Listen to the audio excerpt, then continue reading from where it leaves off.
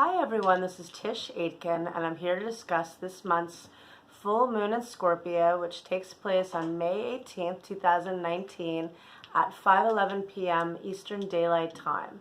This full moon occurs at 27 degrees of Scorpio, and the chart that's cast for it has the ascendant at 21 degrees of Libra. So this is a cardinal air sign that rules the chart, and it's at the world axis because it's close to 22 cardinal, so it's a powerful ascendant. And Venus rules the chart, and Libra has been the ruler of the chart in many of the recent full moons and new moons. And so this full moon occurs at 27 degrees of Scorpio, and it's in the second house of money and income and what you value.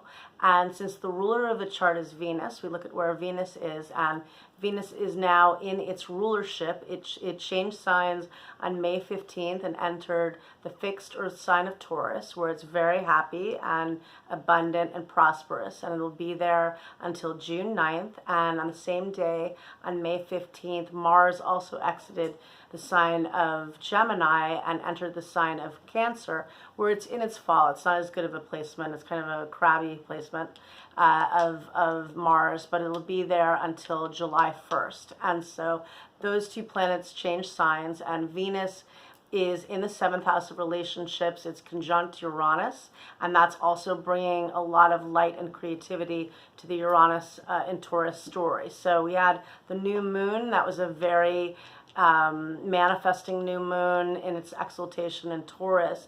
And I think now that this full moon is in the second and eighth houses, which are the Taurus and Scorpio houses in astrology, it's very much about bringing fruition to your work and to hopefully bringing some financial opportunities and such from this, and culmination from the efforts that you initiated on the new moon. And I think the other thing which is cool about this is that Pluto is actually making a very good aspect to the moon and the sun. It's trining the sun in Taurus and Mercury in Taurus. So that's bringing transformation.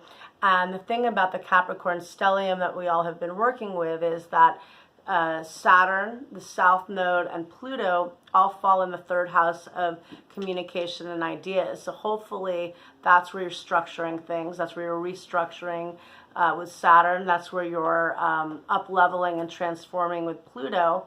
And Pluto is making a facilitating aspect to the sun in Taurus, and also forming a sextile, which is an aspect of opportunity, to the sun in Scorpio. And Venus being conjunct Uranus is very exciting and innovative and creative, and in the seventh house of relationships. Again, there's very much an emphasis on partnering. And the thing that I haven't really discussed too much, I've written about a little bit, is that Uranus in Aries, that was on and off from 2010 until this year, in March of this year. And basically it's, or 2011, pardon. With Uranus and Aries, it's very entrepreneurial, it's very pioneering, but it's very much a focus on self. Aries is the sign of self, and this is, I have dubbed the era of selfies. It really became very self-focused on, people taking pictures of themselves all the time, people just, oversharing and getting into things, whatever. And so now with, Uranus and Taurus, I've noticed this progressively, and I thought this would happen last year, but more people are taking breaks to, disconnect from, you can't, for business and other reasons, you can't, disconnect from social media, but you can certainly take breaks. And I'm hearing more and more of people doing that. And I think that's a really healthy thing because, Uranus may not be the happiest placement in Taurus. It's in its fall, but it's still about innovation and opening your eyes in that area. And Taurus is, out of all of the earth signs, the most connected to the earth. So I think it's really important to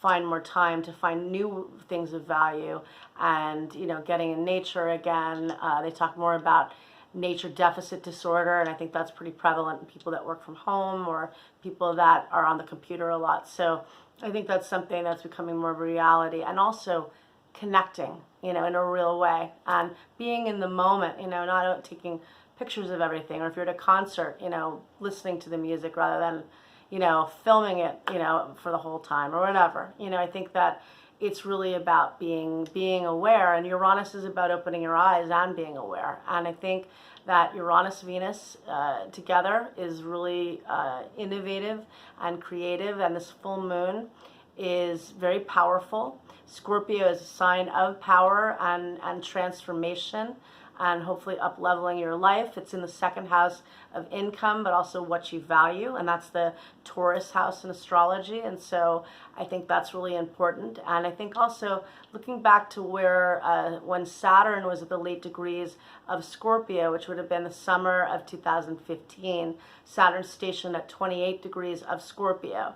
And this full moon is at 27 degrees. So some things might reverberate for you that was happening at that time, or, you know, maybe you're bringing a new understanding, or you're, you know, finding something new about that, or you're putting it to rest. But I think this is a potent full moon, and an exciting one. I like the Pluto trine to Mercury, lots of good ideas. I like the Capricorn stellium in the third house of ideas and communication, reframing your thinking, you know, aside from everything, seeing it, you know, again, that, yeah, it's work and there might be limitations. There are a lot of good things from it. And also Jupiter in Sagittarius is also in the third house, and Jupiter is in its rulership, and it's very positive and optimistic. It's very much about expanding your knowledge when it's in Sagittarius. And Jupiter is starting to get closer to squaring Neptune. And that story, we had the first hit of that on January 11th of this year. And we have a second exact hit on June 16th.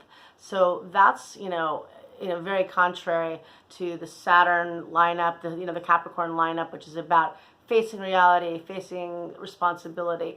You know, Jupiter wants to expand and have a good time, and Neptune, you know, is about spirituality, but it can be about escapism. So it's very divergent from this Capricorn energy. But, you know, you want to face reality, but you want to be able to have good, you know, healthy escapist routes. And you know, it's about expanding the dream. The last time Jupiter was in Sagittarius squaring Neptune in Pisces was during the gold rush in the 1848 to 1853. Neptune was in Pisces at that time, and then 1852 to 53, Jupiter was in Sag. And I looked at what was going on at that time, and among other things, Uncle Tom's Cabin came out, so opening people's minds to what was the injustice which was happening with slavery. And I looked to see if there were any interesting people that were born at that time, and Vincent van Gogh was born in 1853, and Jupiter Neptune, well,